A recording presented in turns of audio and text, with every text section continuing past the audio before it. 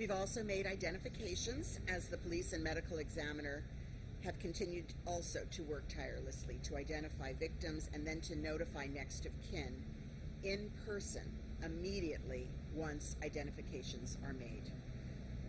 51 of the 90 victims have been identified and their next of kin notified. 71. What did I say? You said 51, 71. Excuse me. 71 victims have been identified and their next of kin notified. And our hearts and minds are always with those we've lost and with the families who are grieving and those that are still waiting. Our detectives are continuing to make progress in their audit and their diligent efforts of researching, verifying all reports on the unaccounted list and working with the families to open missing person police reports. And as a result, we have continued to move reports from the unaccounted to the accounted list. 217 people are now accounted for, and 31 people are potentially unaccounted for. It's also important to stress, as we have before, that we can only truly account for a missing person who is deceased once the identification is made. So the numbers are fluid and will continue to change, and they will continue to change as all of these efforts continue. Last night, we held a memorial walk along Collins Avenue with family members and first responders, Hatzalah, that's been on the scene from the beginning, and members of the Israeli Defense Forces. We took a moment to celebrate and thank the men and women of all the search and rescue teams from Miami-Dade Rescue, from our other cities and states around the country, and of course those from around the world who've been working 24 hours a day for the last 2.5 weeks. And we especially wanted to salute the Israeli team before they're departing today. In recognition of their unrelenting dedication and their compassionate service to our community and to the families and survivors of this tragedy, I was very proud to present the first 2 keys to the county as mayor that I've had the pleasure and pride to present. I presented them to Israeli Commander Golan Vakh and Colonel Edri Elad. So Miami-Dade Fire Rescue also presented the commander and the colonel with badges as we welcomed them as 2 new honorary members of our team, of our Miami-Dade Fire Rescue team. And the Florida Department of Emergency Management honored the IDF as well on behalf of the governor. This walk was truly a beautiful moment for those of us who were able to participate. Members of the community, our first responders, international partners, we all came together once again to recognize the enormous tragedy and the extraordinary efforts of everyone who has helped to get us through these difficult days and their tremendous heroism. So God bless all of our first responders and all of the families who have been so forever affected by this tragedy. Buenos días, aquí estamos en el día 18 de la tragedia. Los esfuerzos de búsqueda y recuperación continuaron interrumpidos durante la noche y a la mañana. Ahora hemos eliminado más de 14 libras de concreto y escombros. A través de la búsqueda y recuperación, hemos recuperado víctimas adicionales desde nuestra última sesión y el número total de muertes confirmadas ahora es 90. También hemos realizado más identificaciones a medida que la policía y los equipos de médicos forenses continúan trabajando incansablemente para identificar a las víctimas y luego notificar a los familiares más cercanos en persona inmediatamente una vez que se hacen las identificaciones. 71 víctimas han sido identificados y sus familiares notificadas. Nuestros corazones están siempre con aquellos que hemos perdido, las familias que están todavía esperando doliendo y los que todavía están esperando. Ahora se contabilizan 217 personas y 31 personas están potencialmente desaparecidas. Dios bendiga a nuestros socorristas y a todas las familias afectadas por la tragedia y todos ustedes que están orando con nosotros. Gracias.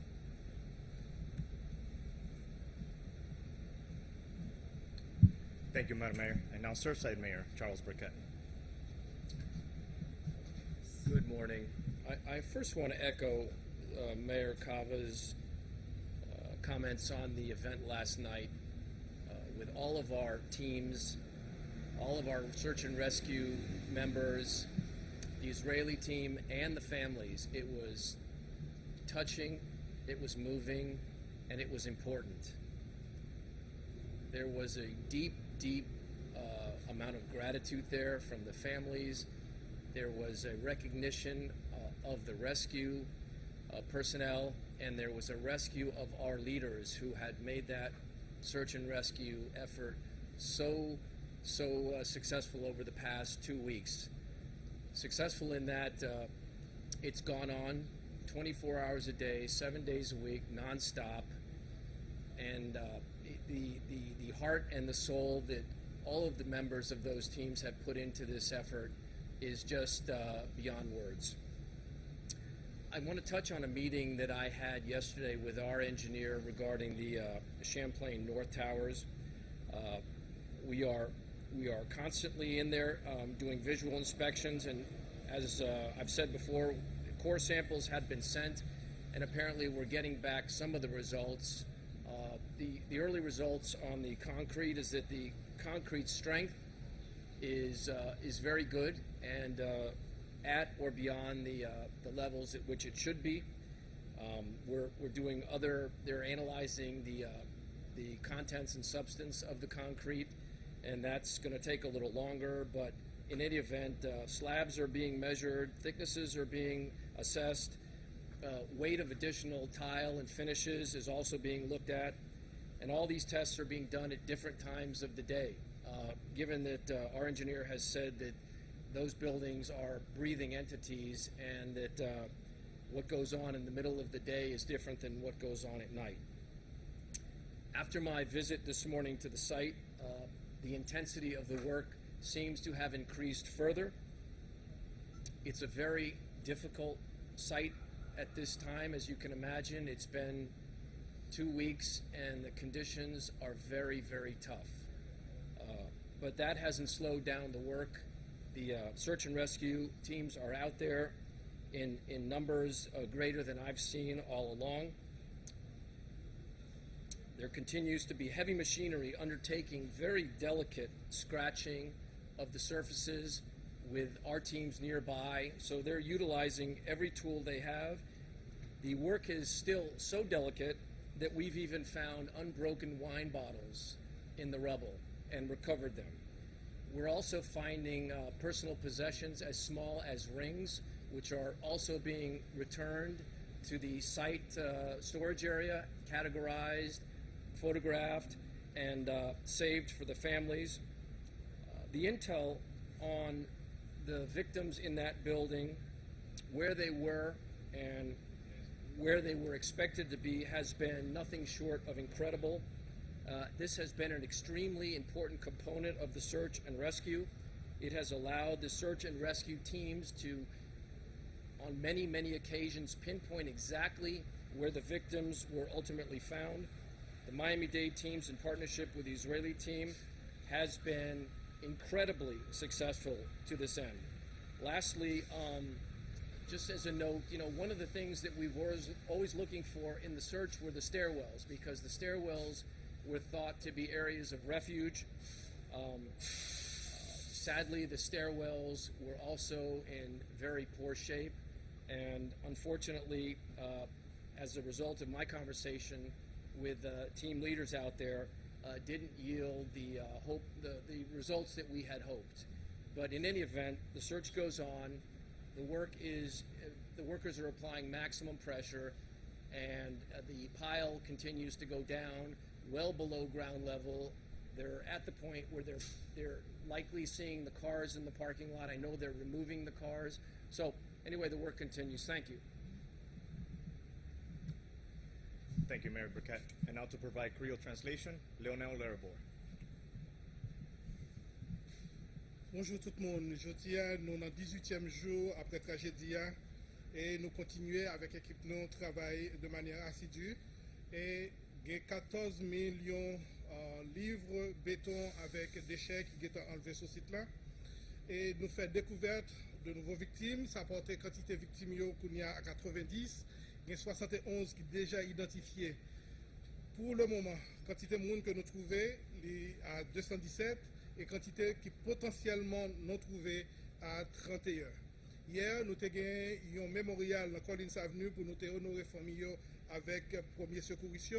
C'était un moment pour nous être capables de partager espoir avec tout le travail que nous avons fait. Maintenant, ça que nous faisons, nous célébrons Mounsayo qui te travaille assez dur et nous avons accordé clé avec le commandant Israël là qui était sur place. Et deux clés ça ont été allées à Golan Vatch, qui c'est commandant Israël là, avec Edric Elad, qui est dans Miami-Dade, dans la police Miami-Dade. Mounsayo, il a gagné un titre honoraire que nous baillons, titre honorifique que nous baillons, et c'est avec contribution département Floride pour service d'urgence et dans nos gouverneurs Floride là. Tragédie ça, c'est une tragédie qui est immense. Nous continuons à travailler et nous demandons tout le monde pour nous continuer à espérer que nous sommes capables de sortir en balle. Merci en pile. Thank you, Mr. Leribor. We're going to be taking questions now. Please wait to be selected and state who the question will be for.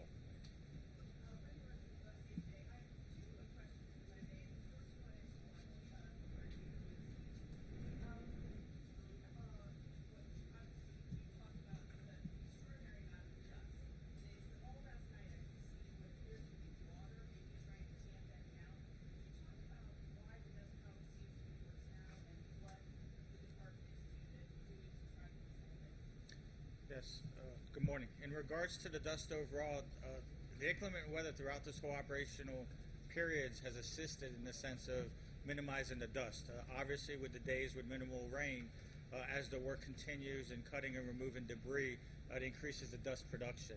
So we have several different fire trucks, suppression units out, which we dampen the piles as we're going through to try to minimize that impact.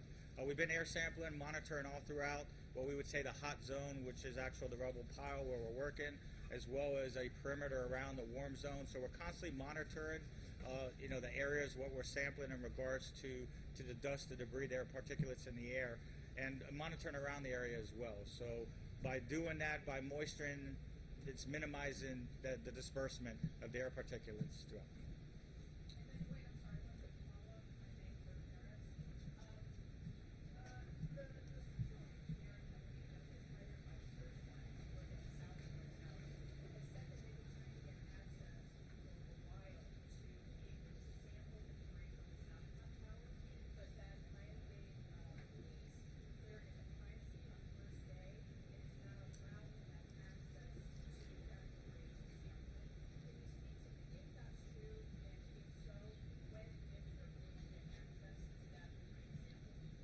Good morning. Yes, that is true. Unfortunately, this is an active investigation. Right now, we're recovering victims as we've been. Obviously, the state attorney and NIST are also involved, so it wouldn't be prudent right now to do that. We want to make sure that even though we understand that everybody wants information, but we need our investigative processes. And a later day, when it seemed appropriate, when we have a collaborative agreement on when we could do those things, we will moving forward. But right now, the scene is active, and we really want to keep everything pure and concise. Not at this time, man. I couldn't do that. Let me just add that Surfside has been working collaboratively with the police department and Director Ramirez. We haven't been necessarily denied access. I've had access every single day. I've had access to all those columns. I've taken pictures of those columns. I've actually brought our expert out to those columns. So it's not that we haven't been given access, and I don't think that was not, I think it was maybe mischaracterized. I think we're eager to get involved, and we're going to wait until it's the right time to get involved, and we stand by, ready, willing, and able to do that as soon as we are given that permission. So it's all good. Good morning, everybody. With every victim you find, obviously it's good news. But I'm wondering, this first question for the fire chief: what was the peak number of personnel working the scene, and where are we now? And what is the process of determining when to scale back, and what the timeline might be? Is this going to involve the mayor, for example, or is this just your call? Well, it's definitely a coordinated effort. So, I mean, the mayor's briefed along the way with everything we're doing, and obviously we're making a decision together in regards to all the assets that are here, federally, state. So, again, I mean, it's just such a collaborative effort in regards to everything that we're doing. In regards to personnel, it's varied throughout. We average for the most part 200 to 250 would be the amount of search teams, again, based on what we were able to access, what we were able to search, with the limitations with the building, the overhead, significant concerns with that collapse and where we could access, and then just all throughout, with the access. It's a very limited access just to get there in regards to resources, in regards to our equipment, heavy equipment, our personnel, and it's always in phases. So obviously when we were aggressive in our search and rescue efforts, as I mentioned all along, as we were delayering the floors, it was a very methodical process in looking for survivors. As we continued along with the process, we incorporate different resources, different tactics, more personnel, some search and rescue, components of our Florida task force, as well as other resources, just personnel manpower to help assist removing debris. So it's just a continuing process that we continue to change our strategies throughout, and that's what you see as well currently today with the delaying process. So you've got the Israelis already leaving. I'm wondering, the people from out of state, how many of those folks have left? And again, if you might have a more specific number about how many people are still here. Yes, well, overall, in regards to our task force, we currently have Florida Task Force 1 from Miami-Dade, Florida Task Force 2, led by the City of Miami and other municipal departments, Indiana, Pennsylvania. Virginia is in the process of demobilization. So they've already, in that pipeline, it takes anywhere 24 to 48 hours in regards to demob. Also, New Jersey and Ohio, we have on standby. So they're starting that process. So they're not there per se where they're done with the mission and assisting of us, but it's in motion. And we'll just continue that process throughout. We also have, we transitioned in regards to our heavy equipment that came through. So, originally we had a certain vendor, certain components assistant, and now we've transitioned to other vendors, other machinery, large equipment coming on site. And also we're looking at different personnel to utilize to assist with debris removal. 3 more weeks, 2 months? That's where it's so tough. I know we're looking for a pinpoint, and I just don't, want to give a date and then we move one way or the other. And that's why we've always said, 14 to 21 days. Definitely I think we're closer to the 14-day. And it could even move up in regards to fire and our task force. I mean, this is going to be ongoing for a long time. And, obviously Director Ramirez can comment on their side and what involvement they'll have in that time frame. But it's just so difficult to pinpoint, an exact date. I mean, obviously, right now we're full speed still with the search and recovery efforts, and we want to continue, that aspect into every victim's find. Thank you, Chief.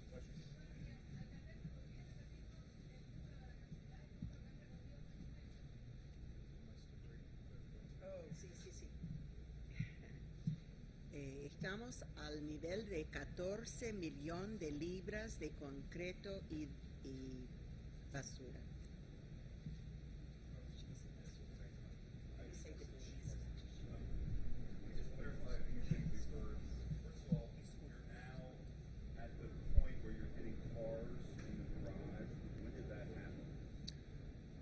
Probably about a day or so ago, I guess within the last operational period, I'll say. So within the last 24 hours. Again, with the rubble pile and how we're delayering, it's not an even, per se, floor. So it all depends in different areas. So on certain grids, we'd say of how we're doing the recovery and our search efforts, as we mentioned earlier, one of those we are, at ground level, per se, or in the garage where we are coming across vehicles.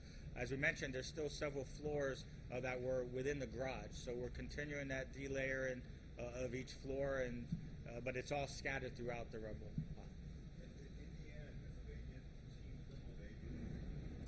We don't have an exact time frame for them yet. You know, again, it's all a process. So the same way it was a process how we scaled up with our local assets and then our Florida assets and then, you know, obviously with our federal assets, it's kind of the same process now. So as we go through with our efforts and what we're doing, we will, you know, go through that process of demobilizing each team.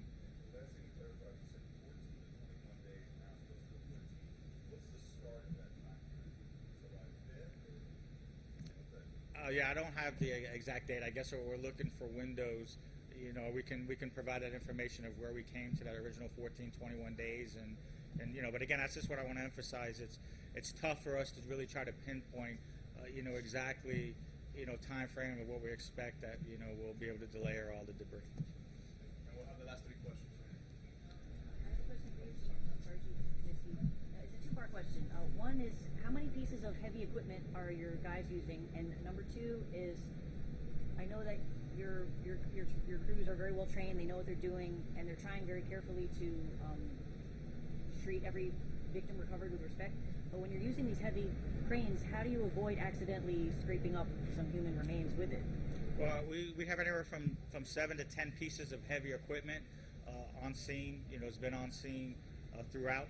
And so basically the key is we have our task force members embedded. So besides them cutting and removing different debris and physically delayering with their, you know, portable equipment that they can bring on, as we're using this heavy machinery, they're there spotting. So they're throughout. So it's still a very slow process. You know, it's not, you know, we're just moving debris where it's, I don't know if we have footage, but on the Alpha pile, the building that was demolished, you know, obviously there it's a different component. So you see how the heavy machinery is able to move that debris in a rapid pace. On the rubble pile where we're still in our search and recovery, it's still a methodical process. So the crews are there, they're monitoring, you know, they're hand digging and doing other aspects as well. And as we're delayering, it's a slow process. So obviously if there's anything that we see or whichever, it's stopped, and then they will continue hand removing debris that way. Sorry, Chief, if you can stay for a second. If I can clarify, you talked about your troop movements. Is it fair to say that there are fewer personnel searching today than there were at the height of the search and rescue? And also, I think Mayor Burkett talked about the stairwells.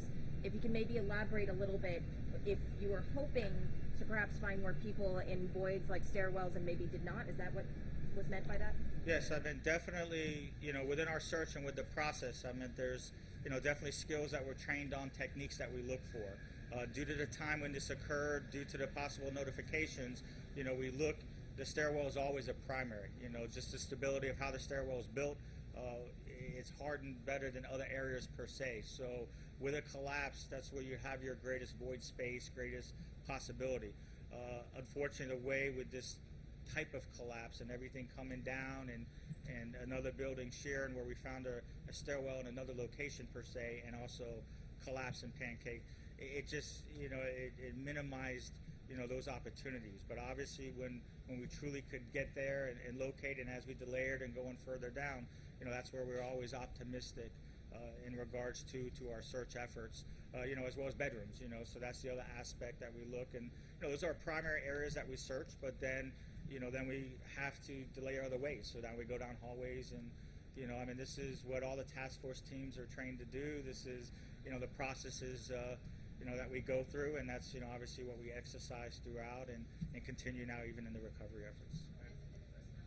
In regards to the personnel, you know, we're pretty much the same. I mean, it's, you know, we've continued throughout the process as we're able to gain more access, as we're able to do more things, but the running numbers have been the same. We've been holding, you know, units to say in regards to continue with the delayering and not stopping that.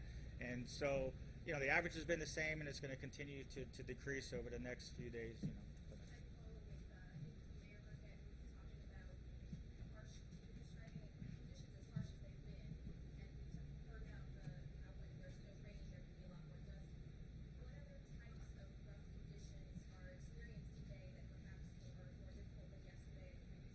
Well, you can imagine the buildings contained, in addition to people, all kinds of food and perishables and all of that stuff.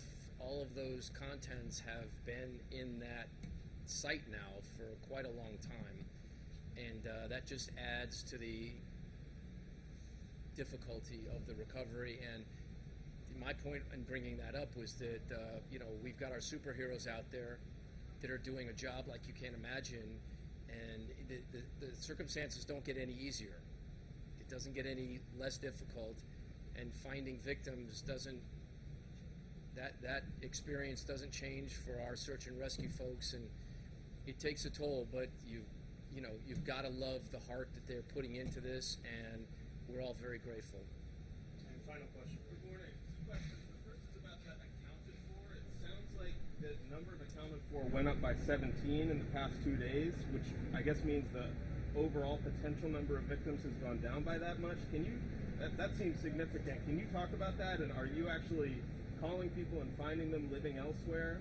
And then my second question is about the belongings you're finding. I think the mayor said you're finding rings and things like that. Can you describe that process? Are you putting them in a room, having family members come in and claim them? Can you talk about that? Sure. In your first part of the question, obviously as we recover more family members and we identify the family members, that changes the numbers. And then we have that small amount of individuals that we can't get any family contact with, which is roughly about 5 that we've been working. The other ones have police reports to them, and then as we do the recoveries, you'll see the numbers start to shrink and marginalize or be marginal. In terms of the property, we have a very elaborate, systematic process in place. We have a property and evidence section that's built there on the site. As property is recovered, and especially the religious property, we handle it with care. We try to recover everything. We catalog, document. They're put in containers and bins.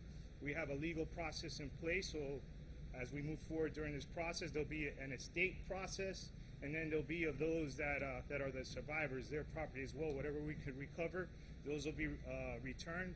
I know that we have a database in place where family members can upload not only their missing family member, but property and photos. So all that's being cataloged. And at a later date, those things will be matched together, and we'll try to return as much. We're going to return everything that we can possibly recover.